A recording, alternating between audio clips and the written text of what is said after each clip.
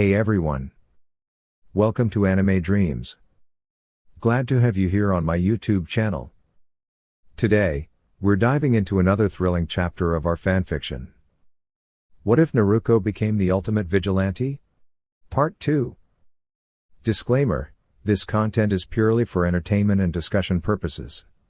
I do not own any anime footage used in this video. All rights and credits belong to their respective creators and copyright holders. Alright, let's jump right in. Naruko's unexpected predicament.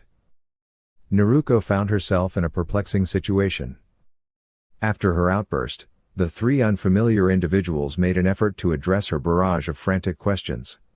However, when their responses only deepened her confusion, they decided it would be best to move their discussion to a more suitable location. Despite her many protests, they escorted her to a building in another part of the city. Before she could further question the circumstances, they arrived before what could only be described as an ornate, glowing portal embedded within the wall. Before she had time to react, the portal emitted a brilliant light, and in the blink of an eye, they were transported to an entirely different location. As Naruko attempted to regain her bearings, she took in her surroundings. She quickly realized she was indoors, with no visible windows. The floors were metallic, and the walls were made of solid stone, leading her to suspect they were either underground or within a mountain. This wasn't an entirely foreign concept to her. People from the land of Earth often built their homes within rock formations or beneath the surface, and she figured they weren't the only ones in the world to do so. While she was still observing her surroundings, another arrival was announced by the same bright light that had transported her here. This time, a disembodied voice declared, "Recognize, Martian Manhunter, 0 to 7. Naruko immediately spun around, preparing herself in case this new figure posed a threat. However, she was momentarily stunned by his appearance. Even compared to the oddly dressed individuals she had encountered earlier, this newcomer was particularly unusual. The so-called Martian Manhunter had green skin, solid red eyes, and wore a black outfit with red accents, completed by an extravagant blue cape. Naruko rolled her eyes. What was it with these people in capes? A deep, authoritative voice broke the silence. "John, Superman found this girl on top of the Daily Planet building in Metropolis. She appeared completely disoriented and, upon questioning, it became evident that she didn't speak a word of English. In fact, she wasn't even aware that English was a language. She spoke only Japanese, and when asked about our identities, she had no knowledge of us or where she was." Batman summarized the events that led to their current predicament, addressing the newly arrived alien. His hope was that John could use his telepathic abilities to uncover the truth behind Naruko's apparent lack of familiarity with their world, their language, and the Justice League. Naruko huffed in irritation. Being spoken about as though she weren't present was one of her biggest pet peeves. "I'm right here, you know," she exclaimed. The Martian Manhunter gave Batman a nod before stepping toward Naruko, extending a hand. "I am John Jones, the Martian Manhunter. And may I ask who you are?"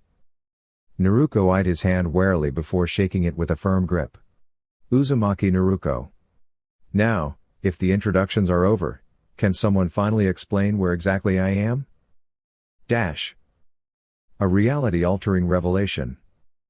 Naruko's conversation with John lasted far longer than she anticipated. She learned that she had been taken to a place called Mount Justice, located just outside of Happy Harbor, Rhode Island. When she asked where that was, she was informed that it was part of the United States of America. That, of course, only led to more questions. What exactly was America? At that point, John decided it would be best to ask her what she remembered last before appearing in Metropolis. After carefully considering what information would be safe to reveal, Naruko recounted the events of her final battle with Toby. She was mindful not to disclose too many details about her abilities, but she had a growing suspicion that the green-skinned telepath already knew more than he was letting on. When she reached the part where Toby used his spacetime technique as a final act of revenge, John's eyes gleamed with sudden understanding. A young girl from an unrecognized land had mysteriously appeared in a distant city after being struck by a technique that manipulated the very fabric of space and time. Even without being the world's greatest detective, the conclusion was clear. Scientists and practitioners of the arcane arts across the galaxy agreed on one thing: the existence of multiple universes. Infinite parallel worlds, each a variation of an original prime universe. If Toby's technique had truly warped space and time, then it was highly probable that Naruko had been transported out of her own universe and into this one. When this information was relayed to her, Naruko was utterly stunned. She wasn't just lost, she was in an entirely different reality. This wasn't a matter of crossing an ocean or traveling to a distant land. She had been cast into an unknown world, with no clear path home. Even if she found a way to open a gateway to another universe, if what Manhunter said was true, there were infinite possibilities, an endless sea of realities. Finding her home among them would be like searching for a single grain of sand on a limitless beach. And the worst part? Her friends were likely mourning her disappearance, believing she was gone forever, while she was stranded in this unfamiliar world, a universe away from them. John had noticed the expression of realization forming on Naruko's face and decided to update the others while she processed her situation. He understood the weight of isolation all too well, having experienced it himself when he was transported to Earth over 50 years ago. He had longed for his family and struggled to find solace in a foreign world. Giving Naruko a few moments alone to come to terms with her reality seemed like the best course of action. He found Batman and Superman in the kitchen, engaged in a hushed conversation. "Her reflexes are incredible, Bruce. She turned and struck me 6 times before I even had the chance to react. She's incredibly strong too. She didn't actually hurt me, but if I were anyone else, someone without my durability, I'd probably be standing here with bruises and a few missing teeth," Superman recounted. He had been caught off guard when Naruko, reacting instinctively, had lashed out the moment he touched her from behind. It was clear that allowing someone with reflexes fast enough to strike the Man of Steel unchecked could be dangerous. Batman silently noted that she would need to be closely monitored. "That isn't even the full extent of her power," John added. "While we spoke, I caught glimpses of a battle in her mind, one between her and a masked opponent. The abilities they displayed were beyond impressive. But that isn't the main concern right now. She told me about what happened before she arrived in Metropolis." John then shared his theory that Naruko had come from another universe, one among the countless realities in the multiverse. She wasn't being deceptive. She did try to downplay the extent of her abilities, but she never lied outright. "If she truly comes from another universe, we have no way to return her home, not without pinpointing exactly which reality she belongs to," Batman stated. "And considering that the multiverse is constantly expanding, with new universes emerging every second, our maps are already outdated. Even if we tried to send her back, with the time that's passed, her home reality may already be beyond our reach." The finality of Batman's words hung in the air. "I guess that's that, then?" They all turned to see Naruko standing in the doorway. Frustration was evident on her face as she clenched her fist and struck the doorframe, reducing part of it to dust before vanishing in an instant, likely attempting to find her way out of the mountain. Without hesitation, Superman followed. Batman's gaze sharpened as he looked at John. It wasn't surprising that Naruko could hide her presence from himself or Superman, but he had no doubt that John had been fully aware of her standing outside the kitchen. "It had to be done, my friend," John said calmly. "Naruko Uzumaki will not benefit from being sheltered. She needed to hear the truth plainly in order to understand her circumstances." Superman didn't have much difficulty finding Naruko. His enhanced hearing picked up the unmistakable sound of fists colliding with solid rock. When he arrived, he saw her relentlessly striking the mountain wall, attempting to break her way out. Frustration built within her as she realized the futility of her actions. In response, she formed a swirling blue sphere of energy in her palm, about the size of a basketball, and drove it into the rock. The impact unleashed a powerful explosion, sending dust and debris flying. When the air cleared, a sizable crater was left in the wall, but she was no closer to escape. "That was pretty impressive," Superman remarked. Naruko spun around, her frustration still evident. "What do you want? Unless you have a way to send me home, open this door and let me out." I can't send you home, and I can't just let you storm out into the world when you're this upset. But I can offer you something better, you can take your frustrations out on me. I can handle it. This mountain, and the people outside, can't. Superman turned and gestured for her to follow before walking away. Naruko hesitated for a few seconds before reluctantly trailing after him. That night, the mountain shook under the force of their sparring, and it continued well into the early hours. Repairs would be necessary before Mount Justice could be fully functional again.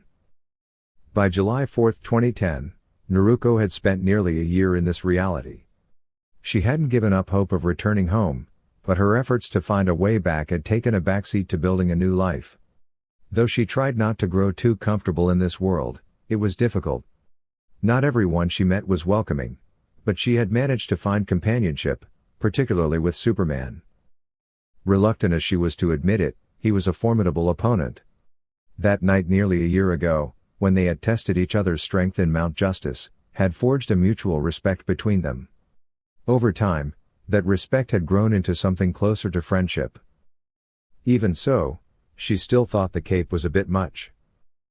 Batman had generously arranged for Naruko to have a small apartment in Metropolis after her arrival. However, she quickly realized that this gesture was less about kindness and more about strategy.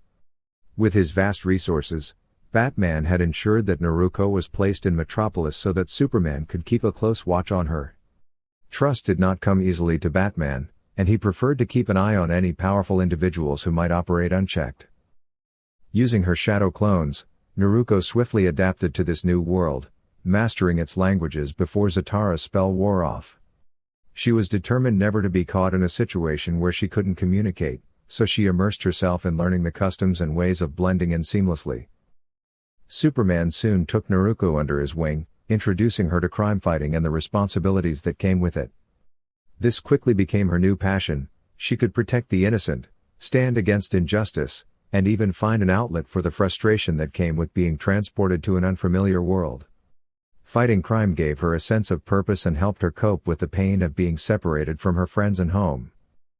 At first, Naruko insisted on wearing her signature orange jumpsuit and whatever makeshift mask she could find, much to Superman's dismay. That changed after her first encounter with a firearm. While she had faced all manner of projectiles before, dart launchers, crossbows, and even a barrage of kunai, none had ever matched the speed and lethality of a bullet. The experience left her with 2 painful wounds and a strong dislike for firearms. After that incident, Superman requested Batman design a protective suit for Naruko, knowing that conventional weapons posed a significant threat to those without invulnerability. Batman quickly sketched up a design, and after a few modifications suggested by Naruko, removing the cape, adding more orange, and incorporating a personal symbol, the suit was ready. A week later, Naruko received her new crime-fighting gear, a sleek black bodysuit with orange accents, an orange face mask, and padded black boots reminiscent of Ninja Tabi. A 4-pointed shuriken emblem adorned the chest, and an orange belt held her various weapon pouches. To complete the look, she proudly wore her Leaf Village headband on her forehead, a reminder of her origins and the friends she had left behind. Batman described the suit with terms like armored and Kevlar weave, but Naruko only cared that it would protect her and, just as importantly, that it looked cool. And so, the young hero known as Shinobi was born. While many saw her as Superman's sidekick due to their frequent collaborations, Naruko worked hard to forge her own reputation. Before long, the criminal underworld of Metropolis's South Side, infamously known as Suicide Slum, had learned to fear the name Shinobi. On a scorching July day, a skilled shinobi found herself in the new Troy borough of Metropolis. She had departed from Suicide Slum after receiving reports that the villain Metallo was attempting a heist at S.T.A.R. Labs. Through a radio communicator, Superman informed her that the mechanical menace was after the lab's kryptonite supply, an energy source crucial to his own systems and a potent threat to the Man of Steel. After successfully acquiring a sizable chunk of kryptonite, Metallo attempted to flee into the city. Positioned atop a building, Shinobi patiently awaited Superman's signal, ready to intercept and put an end to the villain's escape. Now! The command crackled through her earpiece. Without hesitation, Shinobi leaned over the edge and vanished in a swift blur, launching into action. As the masked warrior reappeared, her foot extended from the force of a powerful kick, sending Metallo hurtling across the road. He crashed into a nearby car, crumpling it beyond repair upon impact. Metallo groaned and pushed himself to his feet, his glowing eyes locking onto his opponent. Ah, so the Man of Steel sends his young apprentice to do his work for him? He should know better than to send a novice against me. The compartment in Metallo's chest slid open, revealing a glowing green core of kryptonite. A concentrated beam of energy shot toward the masked warrior. Just before the blast could connect, Naruko's hands came together in a swift motion, forming a hand sign. In an instant, a cloud of smoke enveloped her. When it cleared, she had vanished, replaced by the very car Metallo had crushed moments before. That's called Kawarimi. Before Metallo could fully process what had happened, a voice whispered near what passed for his ear. He barely had time to react before he was suddenly spun around, only to be met with a powerful uppercut. The force launched him high into the air, spinning weightlessly as he caught a fleeting glimpse of Metropolis's bright blue sky. Then, a shadow loomed above him. Naruko had somehow already appeared overhead, her palm brimming with a swirling ball of vibrant blue energy. Metallo could barely register the sight before she thrust it into his chest. The impact triggered a tremendous explosion, sending waves of energy rippling through the air. Naruko landed gracefully beside the smoking crater left behind by Metallo's crash. She met his mechanical gaze with a confident smirk. That's called the Rasengan. And for the record, don't ever call me a sidekick again. Before Metallo could utter another word, Naruko expertly extracted his kryptonite core, ensuring he was no longer a threat. Superman descended beside Naruko, resting a hand on her shoulder. Excellent work. A little more force than I would have used, but you handled the situation quickly and with precision, he said, offering a warm smile. Neither of them paid much attention to the cheering crowd or the flashing cameras surrounding them. Yeah, well, I had to wrap it up fast, right? Today's the big day. Naruko grinned eagerly. Now let's get going, Gramps. We don't want to be late. Superman chuckled before the two heroes took off toward their next destination. After the encounter with Metallo, the young shinobi and Superman were en route to Washington, D.C. Superman insisted on flying them both there, citing his incredible speed as the most efficient way to travel. Covering the distance from New York to Virginia was effortless when one could break the sound barrier.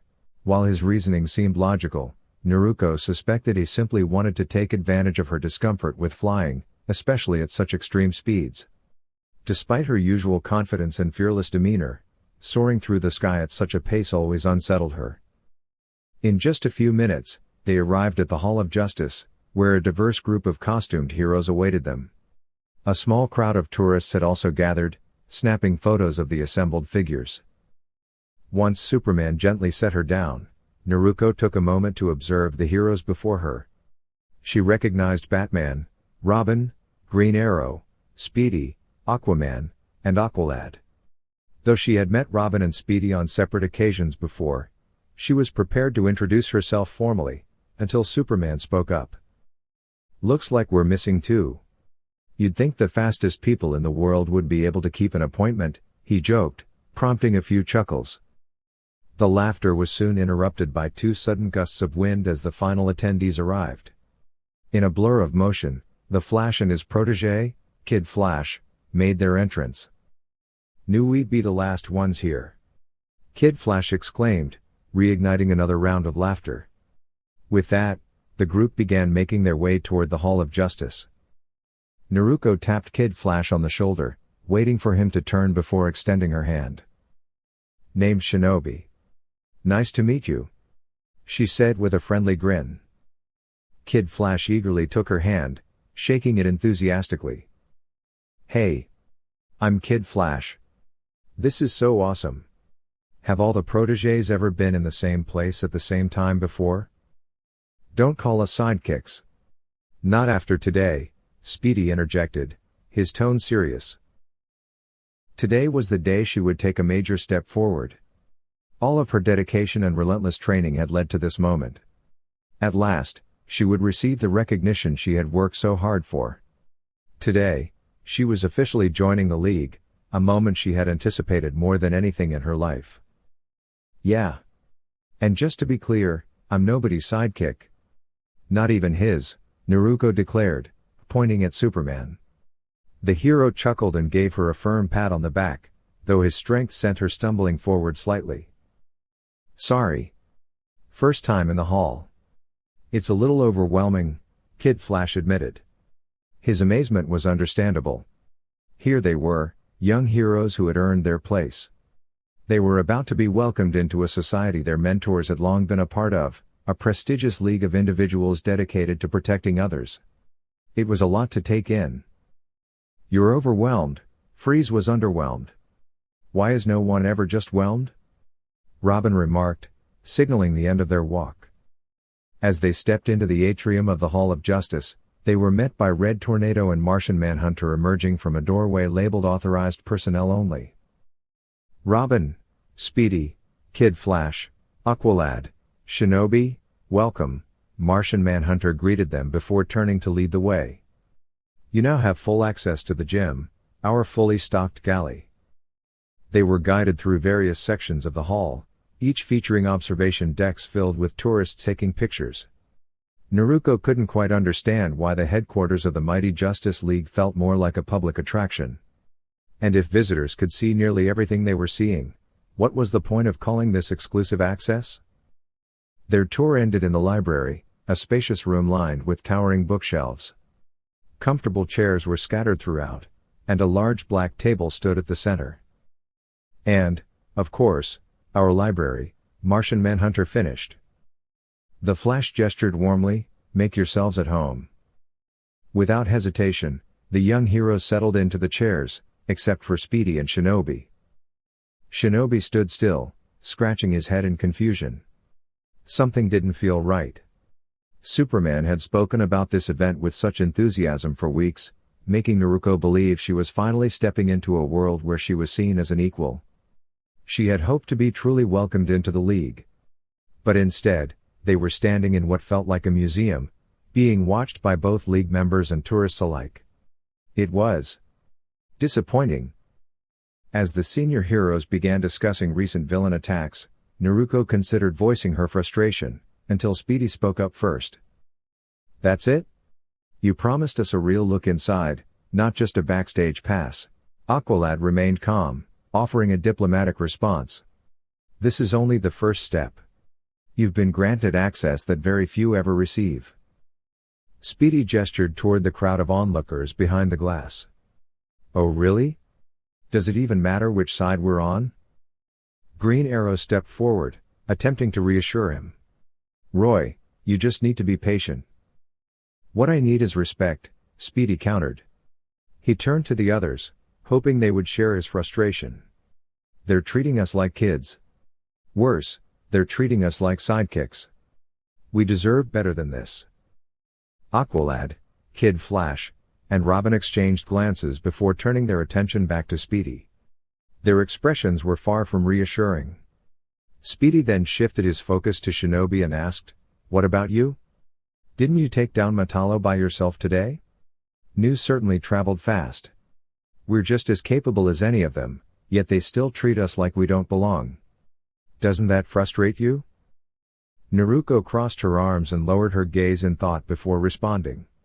Of course it frustrates me. I'm definitely disappointed. But that guy, she gestured toward Superman, is my friend. He's been looking out for me from the start. I trust him. So yeah, I'm upset, but I'm not going to lose my composure and complain just because things didn't go my way. You can't be serious. Today was supposed to be the first step toward becoming full-fledged members of the league, Speedy protested, clearly growing more agitated. Kid Flash decided to chime in. Well, sure, but I thought step 1 was getting a tour of HQ. From his perspective, it made sense. The league trusted them enough to allow them inside their headquarters, a privilege not granted to just anyone. Even though there were visitors around, they had been given access to areas no ordinary guests could enter. That alone felt like an important step to him. However, Speedy was quick to dismiss that idea. Except the hall isn't their actual headquarters. The young heroes standing behind Speedy wore expressions of surprise. Clearly, this was information they weren't supposed to know. I bet they never told you that the hall is just a front for tourists. It's merely a transit point for the Zeta Beam teleporter tubes that lead to their true base, an orbiting satellite known as the Watchtower. Green Arrow turned to glance at Batman, only to be met with a look of firm disapproval. I know. But I thought maybe we could make an exception?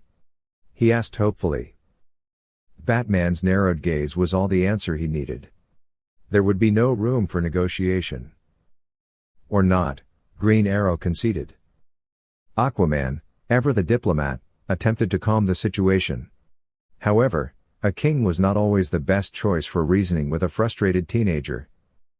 You're not helping your case here, he cautioned. Stand down, or what? You'll send me to my room? And I'm not your son. I'm not even his. Speedy saw the flicker of hurt cross Green Arrow's face, but he pressed on undeterred. I thought I was his partner. But not anymore. With finality, he removed his hat and tossed it to the ground, a symbolic gesture of resignation. As he turned to leave, he delivered one last remark. I guess they were right about you four. You're not ready? Before anyone had time to process Speedy's departure, an alert sounded, and the screen flickered to life. A towering figure appeared, clad in a red tunic, a green cape billowing behind him, and a domino mask concealing his identity. Icon to Justice League. There's been an explosion at Project Cadmus. The facility is on fire. Batman immediately responded. I've had my suspicions about Cadmus. This could be the perfect opportunity too. Another voice interrupted over the comms.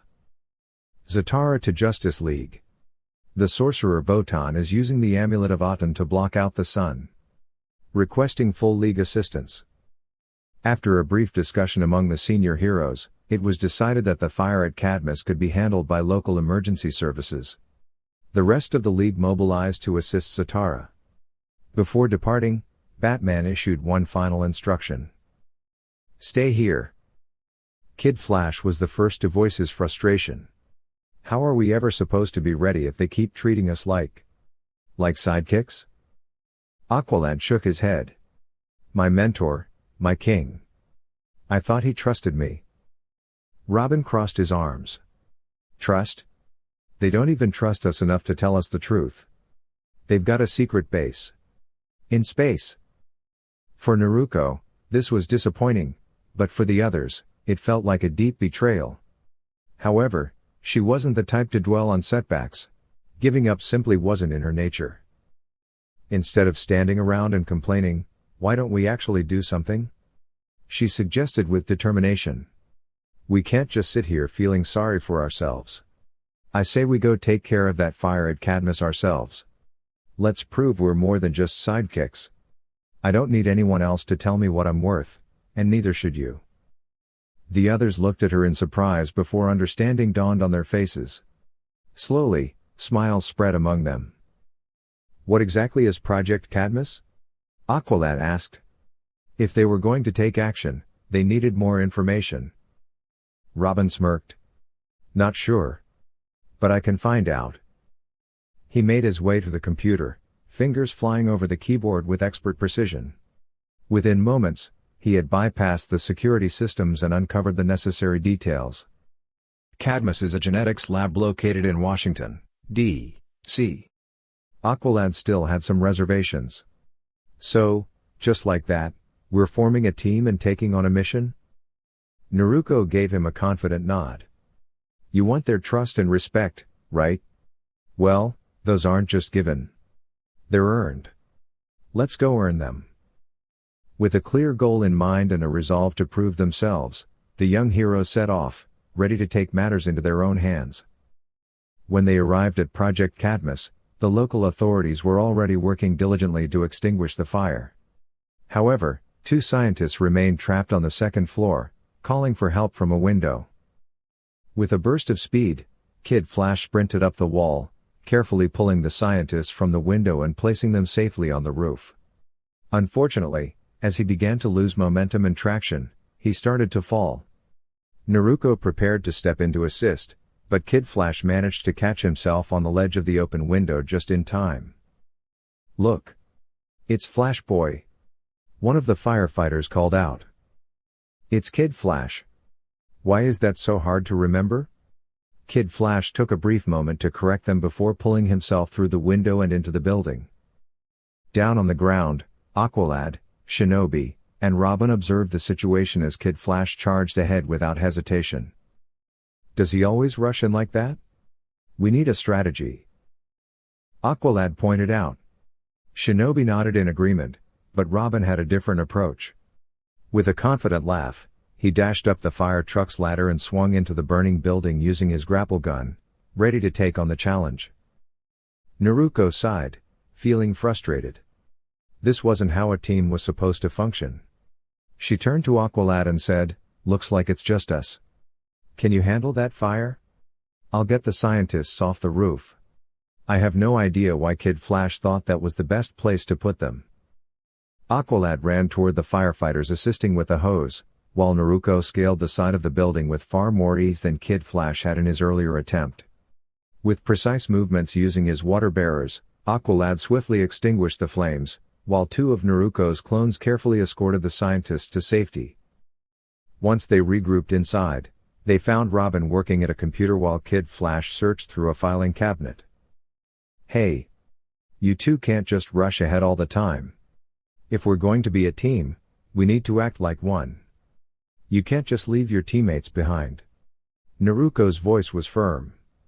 If they were going to work together, she needed to know she could count on them, not have them charging off without a second thought. "You handled it. Besides, we're here to investigate, remember?" Robin barely acknowledged her words, his focus entirely on the screen in front of him. It was clear that unless Batman was the one giving orders, Robin wasn't one to listen. Naruko was about to press the issue when Aqualad called over to them.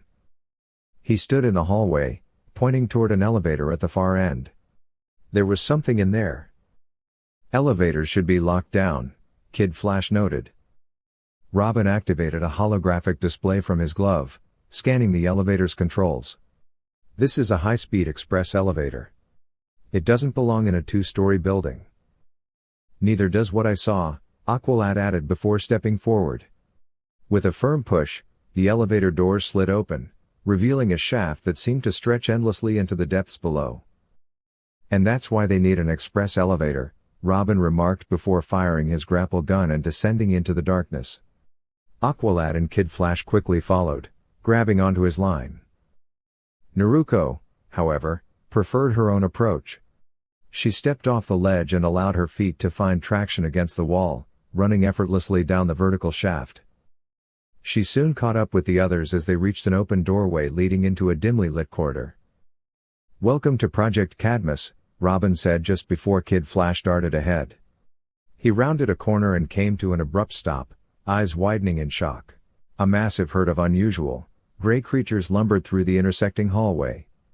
The rest of the team quickly joined him, staring in astonishment. "What in the world have they been doing down here?" Naruko murmured. She had seen larger creatures before, but nothing quite like these. It was clear that there was much more to Project Cadmus than they had initially thought. Deep underground, Dr. Mark Desmond worked diligently in his private laboratory. He had long brown hair tied back in a ponytail, and his black-rimmed glasses perched on the bridge of his nose.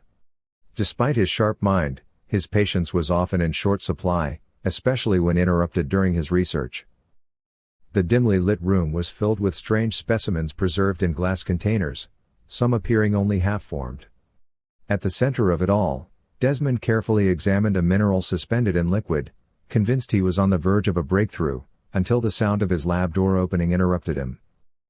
Guardian, the head of security, stood in the doorway. A small telepathic genome sat on his broad shoulder. "Dr. Desmond." Desmond didn't even look up from his work. "Guardian, which part of no interruptions did you not understand?" His irritation was evident. A genome on sublevel 26 detected 4 intruders. Desmond sighed, finally turning away from his microscope to study Guardian with an unimpressed expression. "Did I miss a perimeter breach alert?" he asked, his voice thick with sarcasm. "No." The genome seems confused. "No matter what happens in our simulated lab above ground, the real Cadmus remains the most secure facility in Washington, D.C. "It's my responsibility to keep it that way," Guardian stated firmly, unwilling to back down. Protecting this facility was his duty, and he was determined to fulfill it, even if it meant disagreeing with his superior. "Fine. Take a team with you," the superior relented, eager to put an end to the discussion. The team had been rushing through the facility for what felt like forever, and Naruko was growing increasingly frustrated. They had no clear objective, just a vague hope of finding something valuable enough to take back to the League. With no real direction, they had spent the last 15 minutes opening doors at random, searching for anything useful. Finally, after much wandering, they found themselves standing before a large metal door, keeping watch as Robin worked on bypassing the security system. When the door finally slid open, they were met with an expansive chamber filled with towering containers, each housing strange creatures. Though Naruko wasn't sure what they were, it was clear they were generating electricity, likely the power source for the entire facility. Kid Flash was the first to put the pieces together. "This is how they keep this place hidden. The real Cadmus isn't on the grid, it powers itself with these creatures. That must be why they were created." As the others discussed the implications of this discovery and Robin hacked into a nearby computer, Naruko stepped closer to one of the containers, studying the creature inside. It was unsettling to look at, sharp, jagged limbs and an eerie presence. Despite their appearance, it was obvious that these beings were being used, bred for the sole purpose of serving as tools. It was unfair, and Naruko felt a pang of sympathy for them. Her thoughts were interrupted by a voice from the entrance. "Freeze!" Security had arrived, led by a familiar figure, Guardian. He was accompanied by 4 of the facility's creatures, which seemed to be stationed everywhere in this place. Naruko had encountered Guardian before. He had been active in Suicide Slum, Metropolis, but had disappeared from the public months ago. She hadn't thought much of it at the time, people moved on. But seeing him here, in a secret underground lab, was unexpected. "Wait. Robin, Aqualad, Kid Flash. And Naruko too? Hey there, Guardian. Long time no see." Kid Flash greeted him casually, though the tension in the room was obvious. "I figured you had retired or moved away. But here you are, helping run a secret lab? That doesn't sound like you." "What? No, Guardian started, but before he could explain, something in his expression changed. His grip on his head tightened for a brief moment, and when he looked up again, his eyes were cold and unwavering. "Take them down. No holding back." Robin reacted instantly, tossing a smoke bomb onto the floor.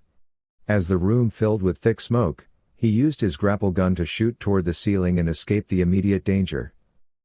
"You guys take care of the creatures, I've got Guardian," Naruko called out, quickly throwing a flurry of shuriken toward him. Guardian raised his shield just in time, blocking the incoming projectiles.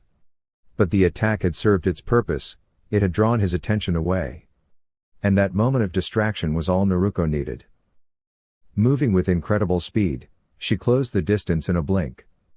Before Guardian could react, she grabbed hold of his shoulders, dislodging the strange creature that had been attached to him. Using the momentum of her movement, she flipped over him and sent him crashing into the wall near the entrance. By the time she turned back, Kid Flash and Aqualad had already taken care of their own opponents. "Let's go after Robin." "That won't hold Guardian for long," she instructed. With no time to waste, the team sprinted out of the room, pursued by another wave of creatures.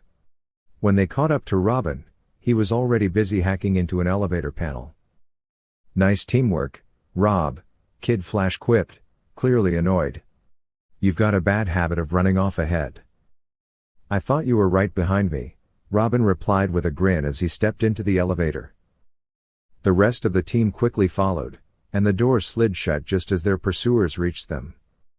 However, as the elevator began to move, Aqualad frowned.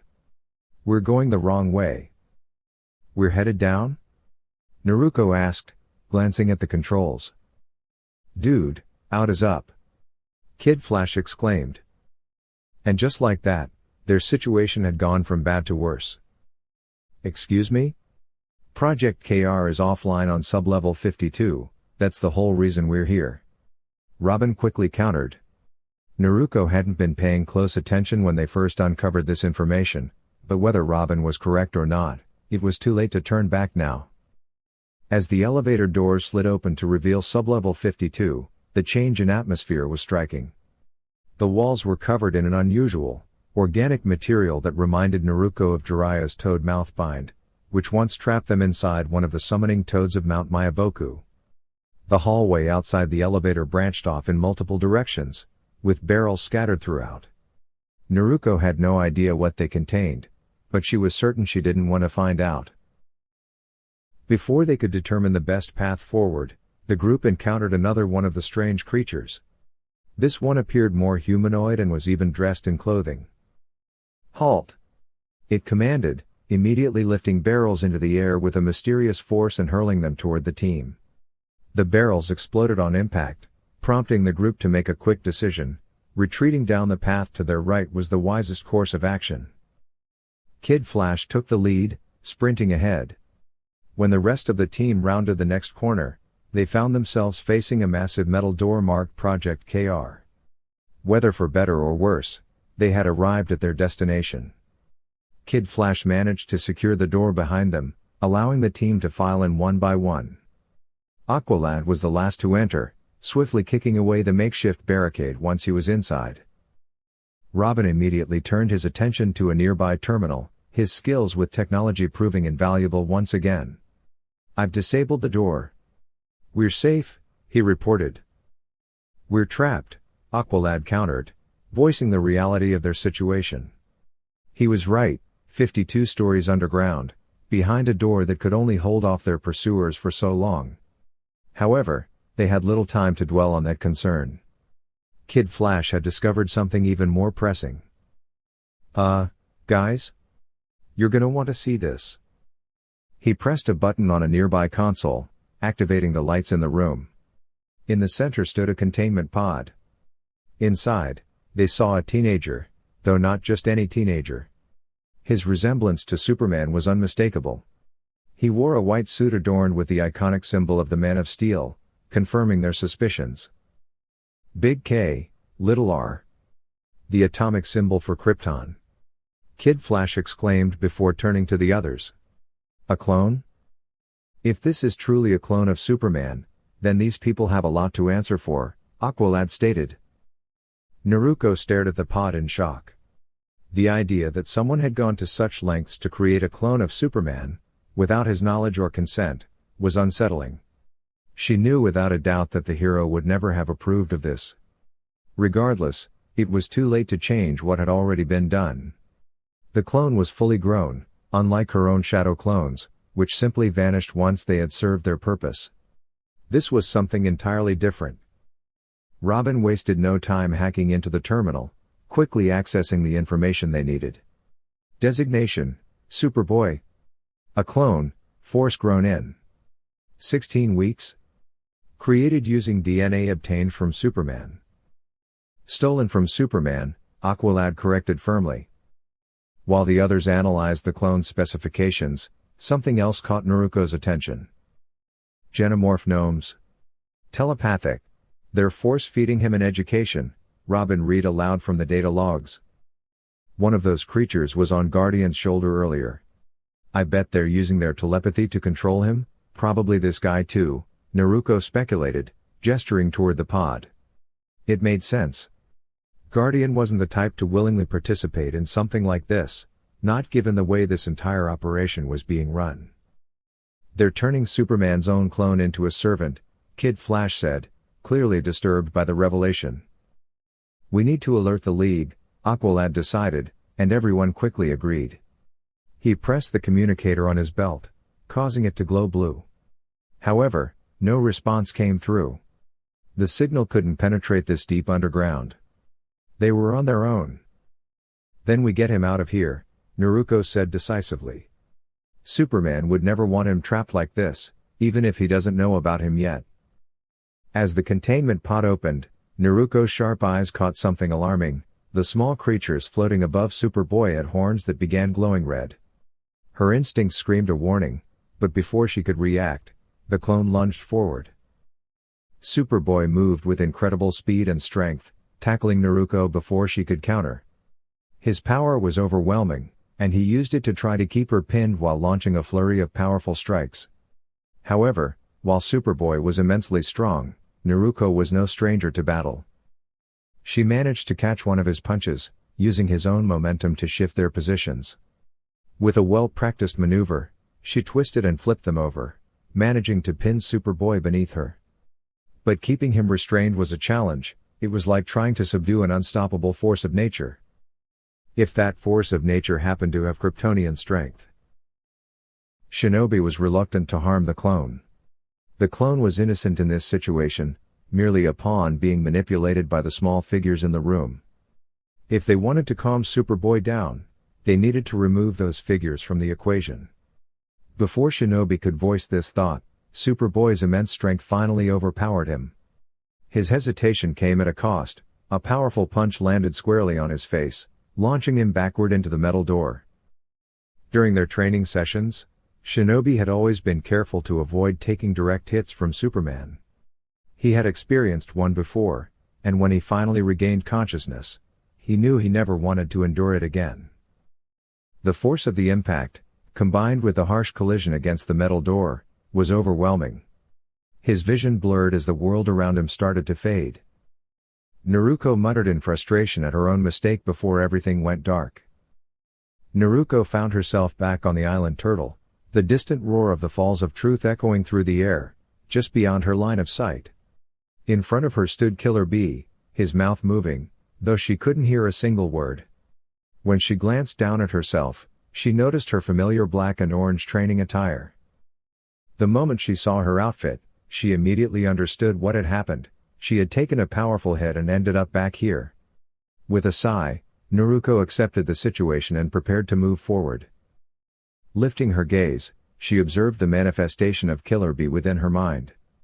His head had expanded to 4 times its normal size, now topped with an unexpected shade of bright pink hair. Despite the amusing sight, now was not the time for distractions. Closing her eyes, she focused her will, and when she reopened them, she found herself in a different place. A peaceful, grassy field stretched before her, with towering mountains in the distance and the sun shining brightly overhead. This was the realm Kurama, the nine-tailed fox, had created for himself.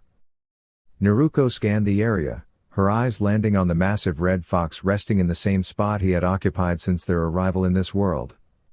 Kurama lay on his side, his tail still and spread out behind him. His eyes were open, but his tongue lolled slightly from his mouth, touching the ground. When Naruko met his deep red gaze, she saw no trace of the sharp intelligence that had once resided there. The same unresponsive state that had claimed him nearly a year ago remained unchanged. She still didn't fully understand the cause of Kurama's condition. She knew their journey between dimensions had triggered it, but the exact reason remained a mystery. When Superman had landed a powerful strike during their sparring session on the day of her arrival, Naruko had instinctively reached out to her partner within the seal, only to find him like this. Unwilling to reveal Kurama's presence to the Justice League, she had no way of seeking outside help. For now, all she could do was ensure he remained safe while she worked on a solution. Though Kurama was unresponsive, he was still breathing, and that gave her hope that she could one day restore him. "Don't worry, Kurama. I haven't forgotten about you, but right now, I have something important to take care of."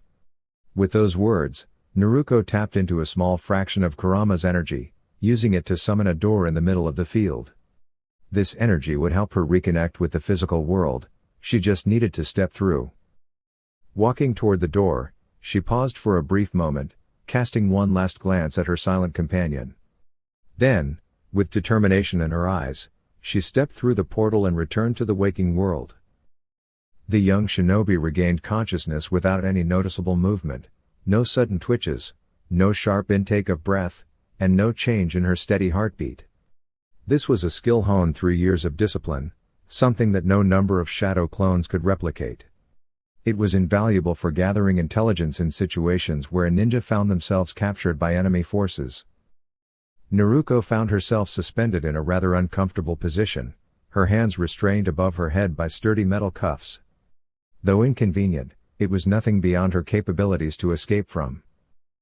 Keeping her eyes barely open to avoid drawing attention, Naruko surveyed her surroundings. She was confined within a pod, housed inside yet another laboratory within this eerie facility. Nearby stood Superboy, the clone, his gaze fixed on her and the other captives. Assessing the situation carefully, Naruko knew this escape required precision. Seizing the moment when Superboy shifted his focus toward Aqualad, she formed a discreet one-handed seal. In the far corner of the room, a faint puff of smoke appeared before fading swiftly, the only indication that a shadow clone had been created. The clone swiftly leapt to the ceiling of the laboratory, utilizing the Meisai Gakur jutsu to blend in with the organic material used to construct the facility. While the technique didn't grant complete invisibility, it was effective enough to pass an initial inspection. Besides, people rarely thought to look up. With the clone securely positioned, the shinobi settled in, waiting for the ideal moment to execute the plan. Fortunately, the opportunity arrived sooner than expected. Within moments, the others regained consciousness and immediately began persuading Superboy to release them from their restraints. Kid Flash's animated protests served as the perfect distraction. A brief puff of smoke was the only indication that the shinobi had swapped places with the hidden clone. Superboy glanced toward the pod, briefly noticing the fading wisps of smoke, but dismissed them as a mechanical malfunction. With no further signs of disturbance, he paid it no mind. Just as the shinobi was about to put the plan into action, Aqualad posed an intriguing question. "Do you know what you are? Who you are?" The response piqued the shinobi's curiosity, prompting a brief pause. "I am Superboy. A genomorph. A clone created from Superman's DNA, designed to replace him if necessary. To defeat him if he ever strays from the light." The others exchanged shocked glances, and the clone abandoned the pretense of unconsciousness. The real Superman isn't someone you can just clone and replace. It takes more than genetics to become him. And why would you even want to?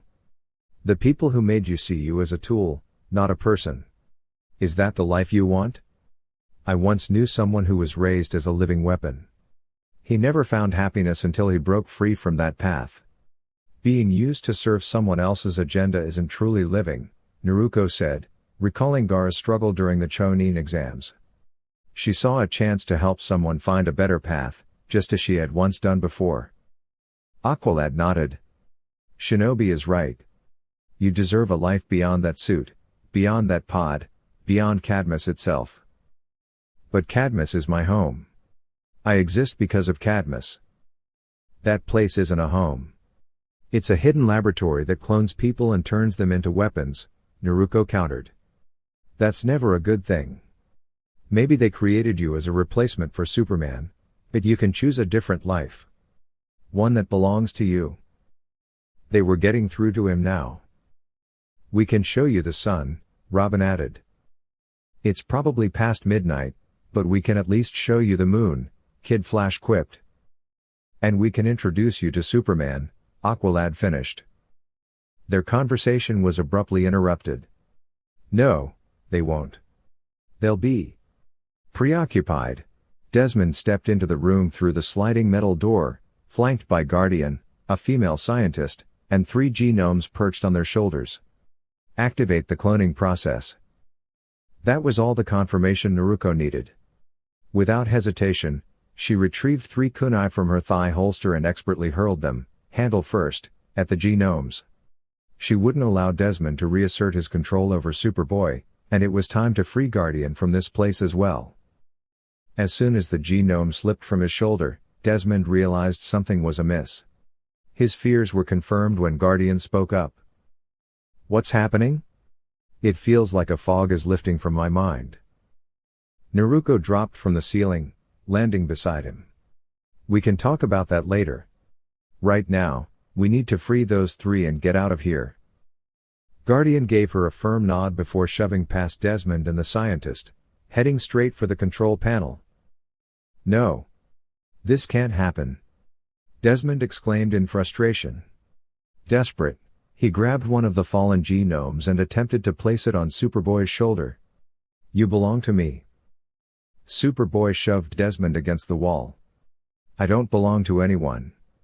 He clenched his fists, preparing to confront him when a firm hand rested on his shoulder. Turning around, he saw it was Shinobi. You want to meet the big guy, right? You want to meet Superman? Then let's go. This guy will face the consequences sooner or later. Superboy hesitated for a moment before nodding in agreement. With the other three teens freed from their containment pods and Guardian released from Desmond's telepathic influence, they were ready to escape. As they made their way toward the exit, Desmond's voice rang out behind them. This isn't over. You won't get away. By morning, you'll be right back where you started. He picked up his genome, using it to send a telepathic command to the scientists and genomorphs throughout the facility. Activate every genomorph in Cadmus. And release Project Deadman? As the team hurried through the dimly lit hallways, they noticed strange, egg-like structures along the organic walls beginning to glow red. They're activating all the genomorphs in this facility, Guardian warned. Shinobi, can you use your cloning technique? We need some time so I can lead us out of here. Though Guardian had been under telepathic control for an unknown period, he still had an intimate understanding of the facility's layout. Naruko nodded and quickly formed 30 shadow clones, sending them to hold back the emerging genomorphs. However, that didn't solve the problem of the massive, mammoth-like creatures blocking their escape route. The team skillfully dodged around them, but Superboy took a different approach. With a powerful yell, he lunged forward and engaged his genomorph counterparts in combat. The sheer force behind his strikes, combined with the size of his opponents, caused the entire structure to tremble. Superboy, the goal is to escape, not to bring the building down on top of us. Aqualad reminded him. Superboy, still caught up in the moment, let out another fierce cry before lifting a fallen mammoth genomorph and hurling it into two others. With his frustration momentarily vented, he regrouped with the team as Naruko's clones continued to delay their pursuers. There are no stairways in these lower levels, Guardian informed them as they sprinted down another corridor. We need to find an elevator shaft and get above level 30. Eventually, they reached an elevator entrance. Aqualad forced the doors open, and Robin immediately fired his grappling gun toward the top of the shaft. Grabbing onto Kid Flash, he began their rapid ascent. Before Guardian could protest, Naruko lifted him into a fireman's carry and ran up the opposite wall with practiced ease. Meanwhile, Superboy carried Aqualad as they ascended, until suddenly, he began to fall. I'm falling. He called out in alarm. The drop was cut short when one of Robin's birdarangs embedded itself in the wall. Aqualad grabbed hold of it, stabilizing them. Superman can fly. Why can't I? Superboy asked, frustration evident in his voice. Not sure, Kid Flash replied, trying to lift his spirits. But you can leap tall buildings in a single bound. Still pretty awesome. They landed on a thin ledge at sublevel 15 just as the elevator came crashing down at alarming speed. Thinking fast, Superboy smashed through the doors leading to the corridor, allowing them to escape the shaft just in time. No sooner had they caught their breath than another wave of genomorphs appeared from the left. Guardian immediately took charge, directing them toward a stairwell. However, upon opening the door, they found more genomorphs waiting, both above and below. Acting fast, Kid Flash zipped up the stairs, knocking aside any genomorphs in his path like scattered pins. Naruko, meanwhile, formed a Rasengan in her hand and used it to demolish the lower steps, preventing more enemies from following. With the path clear, they raced up to sublevel 1, only to be met with a new obstacle, a towering, several-foot-thick security door.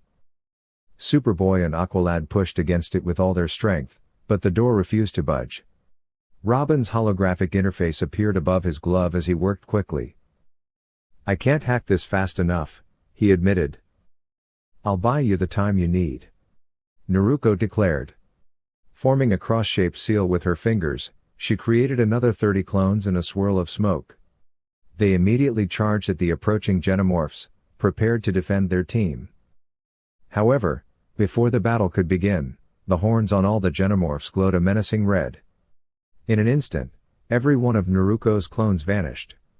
The unexpected counterattack sent a sharp pain through Naruko's head, and before she could react, she collapsed along with the rest of the team. A humanoid Genomorph stepped forward, its large horns radiating energy. It locked eyes with Superboy, and though no words were spoken aloud, it was clear they were communicating telepathically. Then, just as suddenly as it had begun, the pain in Naruko's mind eased. If Kurama had been in any state to intervene, she was sure he would have blocked the mental assault entirely. As the team regained their senses, Superboy broke the silence. "I choose freedom." "I don't think so. My creation isn't going to slip away that easily. Project Blockbuster will grant me the strength to restore order to Cadmus, and Project Deadman will serve as a clear demonstration of where you Genomorphs truly belong, under my control. Solomon." With that declaration, Desmond swiftly uncorked the vial in his grasp and drank its contents in a single gulp. The effects were immediate. He doubled over, his body trembling as his muscles rapidly expanded. His size increased dramatically, his clothes shredding under the pressure, followed soon by his very skin peeling away to reveal a massive, gray-skinned, red-eyed creature beneath. When the transformation was complete, Desmond, now Blockbuster, unleashed a powerful, beast-like roar. That roar seemed to trigger another unexpected event. A rhythmic, thunderous stomping echoed through the space, followed by a deep voice, chanting in a slow, eerie rhythm. Solomon Grundy, born on a Monday. Christened on Tuesday, and married on Wednesday. Took ill on Thursday, grew worse on Friday. Passed on Saturday, and buried on Sunday. That was the end. Suddenly, the wall to the right of the group exploded into a cloud of dust and rubble. Emerging from the destruction was something even more formidable than Blockbuster. Of Solomon Grundy. In the settling dust stood an enormous figure, easily 10 feet tall and nearly as wide. His skin was pale white, his hair the same ghostly hue, and his massive frame was draped in the tattered remnants of a black suit that had long since become too small for him. This was Project Deadman. Without hesitation, Naruko sprang into action. Assessing the greater threat, she called out, "You guys take care of the scientist, I'll handle this one." With swift precision, she formed a Rasengan in her palm and struck Grundy's midsection. The energy blast forced him back a step, but he remained largely unfazed. His towering form barely reacted, the spiraling chakra dispersing against his unyielding frame. Naruko narrowed her eyes. This was going to take more effort than a standard fight. Wasting no time, she quickly formed a larger Rasengan, hoping to create some distance. However, Grundy simply caught the sphere of energy in his massive palm as if it were nothing more than a tossed ball. He held it there, completely unbothered, before his sheer strength overpowered the technique, causing it to disperse. Then, with alarming speed, he clamped his enormous grip around Naruko's arm. Before she could react, Grundy let out a thunderous roar and hurled her straight through the ceiling. She rocketed upward, crashing through the structure, before gravity pulled her back down, landing hard in the atrium of what the public knew as Project Cadmus. Dazed but determined, Naruko groaned as she pushed herself up, shaking off the impact. Her gaze sharpened as she focused on her opponent. If Grundy wanted to fight rough, she would meet him head-on. First, she needed more space. With a well-placed Odama Rasengan, she blasted a hole in the outer wall, creating an opening into the parking lot. Night had fallen, leaving the lot mostly empty except for a few scattered cars. This was a perfect place to go all out. Project Deadman followed, crashing through the wall and widening the hole even further. Naruko stood waiting in the open lot, her hands reaching for the weights on her wrists and ankles. Now was not the time to hold back. With a simple motion, she unfastened them, letting the heavy restraints drop onto the asphalt. As they hit the ground, cracks spiderwebbed outward from the sheer force of their weight. "All right, big guy, let's do this. I don't have all night," she called out, settling into her stance. Grundy let out a low growl and charged forward. In an instant, Naruko vanished from sight, reappearing directly in front of him with her foot planted firmly against his face. "Dynamic entry," she announced as her kick landed. "And there's plenty more where that came from, so come on." Grundy responded by swinging his massive hand downward, aiming to crush his target, only to strike empty air. Naruko had already moved, appearing a few feet away with a smirk. She raised a hand, fingers curling inwards, beckoning him to come at her again. The battle had begun. They had been engaged in battle for several minutes now, yet despite Grundy's inability to land a hit, none of Naruko's attacks seemed to have any lasting impact. She was certainly inflicting damage, evident from the numerous wounds covering Grundy's body, but the towering figure showed no signs of pain. Naruko realized she needed a new approach. Striking harder might not be the answer, even though she was already exerting immense force with every blow. Perhaps a different strategy was required. During their last year of training together, Kakashi had taught her only a handful of lightning-based jutsu. One notable trait of lightning release was its ability to affect even the toughest opponents by directly targeting the nervous system. That settled it. Naruko swiftly formed 5 hand seals, and crackling electricity surged around her hands.